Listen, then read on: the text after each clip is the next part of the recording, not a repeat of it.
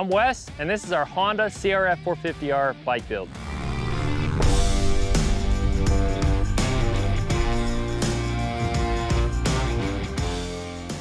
All right guys, so the CRF450R is really an iconic bike for Honda. Now this thing changed the game as far as competitive four-stroke race bikes go. But before we get into that, I want to take you back to really where this thing started and got its roots. So the four-stroke revolution started with Yamaha, and they released the YZ400F and the 426, but Honda was the first manufacturer to drop a 450cc race bike. And that was in 2002, and they didn't hesitate to start making changes and refining this thing.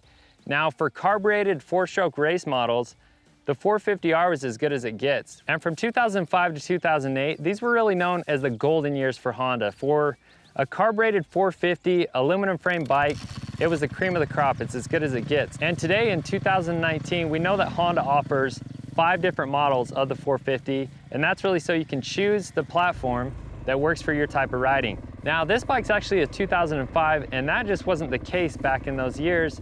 Each rider had to set it up and tune it for their type of riding and racing that they wanted to do. Now, when we first got this bike, it did not look like this. The bike didn't even run. It was totally clapped out. And so basically our goal was to completely go through this thing, show it some love, and set it up for our type of riding. And we did a video series on that. It's called Roached to Racing. And it was a lot of fun for us. We wanted to take this bike and see if we could make it competitive, reliable, and really able to run with all the newer bikes. So if you guys want to see a little bit more in depth and behind the scenes of what went on when rebuilding this bike, some of the problems that we had, check out that Roached to Racing video series. But today, what I want to do is just go over this bike, talk about all the parts and accessories that we added to this thing one by one, and hopefully give you guys a better idea of some of the stuff you might want to do to your bike to set it up for your type of riding. So the first thing on this bike that we tackled is the engine. Now, obviously, like I said before, we picked this 14-year-old bike up for $1,000 and it didn't run. So we knew we had to go through the engine top to bottom. And if you guys didn't know, Wrench Rabbit offers a complete engine rebuild kit that comes with everything needed to do that. It comes with your piston, bearings, crank, seals, and gaskets. And this bike runs like new again. Now, while we were in the engine, we found some other problems and issues that we had to address. One of those being the clutch. Now, the basket was trashed, the plates were gone, and so we decided to go with Hinson for some aftermarket products. We actually added their Momentum clutch, and the idea behind that is it's essentially the same as a flywheel weight. It's a weighted basket, which adds more rotating mass to the engine and really addresses the problem with these older 450 four-strokes of stalling and flaming out.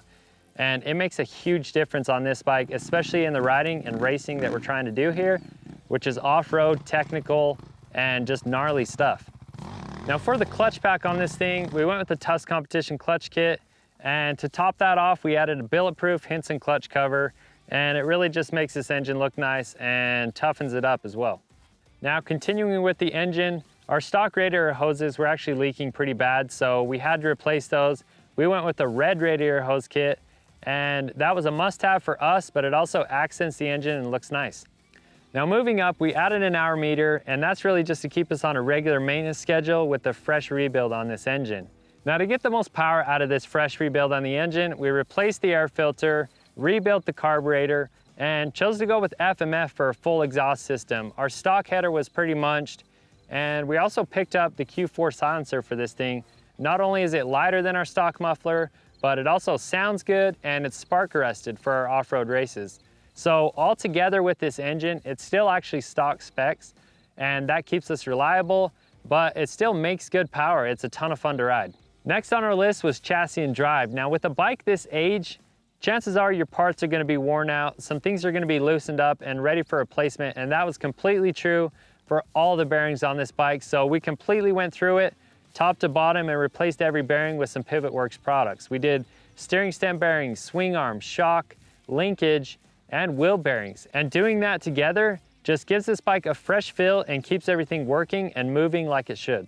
And now that we had new bearings all throughout this bike, the next moving part that we had to tackle was our wheels. Now, the front wheel on this bike had a crack through it, and nearly all the spokes and nipples were seized up. So we were either gonna waste a bunch of time trying to get those moving again, or just go ahead and replace them. So we decided to go all out on this bike. We built a full custom set of Tusk impact wheels with black hoop, black spokes, and red hub. And we went with an 18-inch in the rear, and that was really the beginning of our red and black scheme on this bike. Now for tires, we chose to go with Dunlop MX52s. I love these tires. They're just an awesome option for us out here in the desert. And underneath those tires, we went with Bridgestone ultra heavy duty tubes. Now I swear by these tubes, I love them. I still to date have not gotten a flat with these tubes, and they last a super long time. Yes, they add a little bit of weight, but I think they're the best option for off-road racing. For our chain and sprockets on this bike, we went with primary drive. We picked up an alloy kit with an X-ring chain, and we kept the stock gearing, but also the kit comes with a countershaft spacer, so we can space our countershaft sprocket out enough to run that wider X-ring chain without rubbing the case. The next thing we decided to tackle is the brakes on this bike. Now, it had all stock components, and with the old fluid and the old squishy brake lines, it just didn't feel good, and the brakes were not strong at all. It basically felt like I was riding around with an anti-lock brake system on this thing. So to battle that, we replaced all the components. We went with steel braided brake lines, new rotors front and rear, sintered pads, and up front we added an oversized rotor. And what that does is it gives you more leverage on the front wheel, which equals more stopping power, and it really gets it close to the stopping power of the newer bikes. Next item on our list is protection. Now for me, I truly believe that investing a little money at the start in some protection items for your bike can definitely save you down the road and save you some of those higher costly repairs.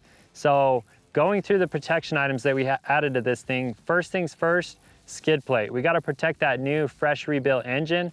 We went with the Cherubies on this thing, and they make an off-road plastic skid plate. It offers great coverage for the size of our engine, and my favorite part of this thing is it installs and removes in about 15 seconds using 2 of the stock bolts, and it just makes maintenance on this bike really easy. The stock radiators on this bike were pretty bent and mangled up, but we were actually able to salvage them. We did our best to straighten these things out without causing any other damage, and to prevent them from going back to their old crooked ways, we added a set of Works Connection radiator braces. Now, we always recommend installing these before your radiators actually get bent. It'll save you headaches and money down the road. Now with the radiator, I actually swapped the radiator cap out for a Tusk unit that has a built-in temperature gauge. And this just allows me to monitor the temps of this bike when we're out running it in the desert. Now moving on with protection, we actually added a rear billet disc guard from Tusk. And these things are a huge upgrade over the stock plastic unit, if you even still have that. And this just protects all of those new brake components that we added to this bike. And last but not least in protection, we're looking to protect our hands and levers. So we went with our favorite wraparound handguard, and that's a D-Flex Pro. These things are a solid set of handguards at a good price, easy to mount up, and they work as designed. They're our favorite handguard for off-road riding. And that brings us to Ryder Triangle. Now, what I mean when I say that is the 3 areas of the bike that the rider's touching as they ride it. So handlebars, foot pegs, and seat. Now, Hondas have always been known for having spot-on ergonomics, and these years were no different. They're super comfortable right off the showroom floor. The stock handlebars are the Renthal 927, and I love those bars. They're super comfortable for me. Now, I actually went with the Country Boy bend in these, and that's really close to the bend of the 927 bar. And with that CFT technology, it just keeps the ride comfortable and is a little more forgiving when I'm riding off-road. So with these bars being oversized and the stock being 7/8 bars, on our website you can actually get a kit that comes with everything, your handlebars and the oversized clamps, everything needed to get these swapped out. Now, one of my favorite accessories with new bars is a new set of grips. And my go-to on all my bikes is the ODI V2 lock-ons. These are a comfortable grip, and with them being lock-on, they're easy to install and easy to remove when it's time for a new set. Now, while we're up here, I want to quickly talk about the Mogera hydraulic clutch that we've added to this thing. Now, you know, 450s are known for having a hard-to-pull clutch, and having that hard-to-pull clutch when you're riding all day or racing for multiple hours definitely takes a toll on you, and it can also quickly get you into some sketchy situations. So to combat that, we swapped out to Mogera hydraulic clutch. These things are super easy to install. They're plug and play essentially, and they make a huge difference. I can pull this thing one finger all day. It's super consistent throughout the day, and it's so much easier to pull than that stock setup. The next part on our Ryder Triangle is the foot pegs. Now, surprisingly, this bike had all stock components down by your feet. So the shift lever, the brake lever, and the foot pegs. And the foot pegs were really worn out. And for me, it only took once to figure out how much an aftermarket set of foot pegs makes a difference. So we swapped those out for a set of the billet race foot pegs. And these are just a lot wider platform. They're a lot more grippy over those stock pegs. Now, going along with those foot pegs, we swapped the stock lever and pedal out for some units from Tusk. Now, not only do these look good, they give you a lot better feel and control. Now, the last part of Ryder Triangle that we need to cover is the seat. So the stock foam on this seat is soft, but it was still in good condition. So all we had to do was swap to an aftermarket seat cover. Now, this is another one of those items for me that makes a huge difference, but it's something that you don't realize until you try it. So you guys know that one of our favorite seat covers is the factory cover from Attack Graphics. These things are awesome, they look great, but they also add a lot of grip when you're on the gas. All right, so the next thing I want to talk about is the suspension on this bike. Now, for these Hondas, they're actually known for having really good suspension stock. All these components are still stock, and in this form, it's actually sprung for my weight already. So before we just sent it off to another suspension company to get it valved and set up for me, we wanted to see what we could do with this stock setup. So we went through the forks and the shock, put all new PivotWorks components in there, freshened up the oil, and basically went to work on tuning. We set sag, obviously, and then did some clicker adjustments. And I'm surprised at how well we've been able to get this stuff to work in off-road conditions. The next thing to talk about is the gas tank on this thing. Now, I think that Cherubies make some of the best looking oversized tanks in the business. So we went with their 3.2 gallon in the natural look. And the 3.2 gallon is really the standard size in the desert and off-road racing scene. And now that we have our bike running right and reliably and set up, we had to make this thing look good, because you gotta be looking good when you're going fast. So to do that, we put together a Cherubies full plastic kit in red and black and topped those off with a full custom set of Attack Graphics. And you can get these in a matte or gloss finish on our website. We went with the matte finish, and I think it really just turned out nice. This bike looks sick. And to go along with that, we actually decided to powder coat the triple clamps, the frame, the swing arm, and the subframe. And obviously we did those all in black. I think it just really complements the black and red scheme that we had going on with this thing. And to finish the bike all off, we added a few bling components, and that's just an easy and cheap way to customize the bike and really just make it your own.